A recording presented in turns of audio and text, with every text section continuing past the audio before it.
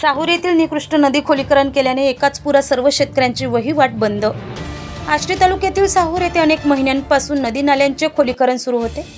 त्यावेळी अनेक शेतकऱ्यांनी तक्रारी सुद्धा केल्यात, परंतु त्यांच्या तक्रारींकडे दुर्लक्ष करून नदी नाल्यांचे खोलीकरण करण्यात आले आणि निकृष्ट दर्जाचे खोलीकरण केल्याने पहिल्याच पुरात सर्व काही वाहून गेले। सर्व शेतकऱ्यांची वहिवाट बंद झाल्यामुळे शेतकऱ्यांसमोर मोठे संकट उभे ठाकले आहे। चराईकरिता जनावरांना सुद्धा जंगलात जाता येत नाही, कारण नदीच्या पात्रात खोदलेली सर्व माती जमा झाली असल्याने जाता येत नाही।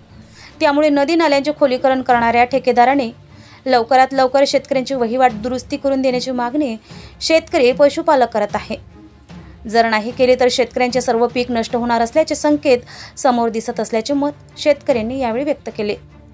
साहसिक न्यूज 24 करिता शरद वरकड, साहूर।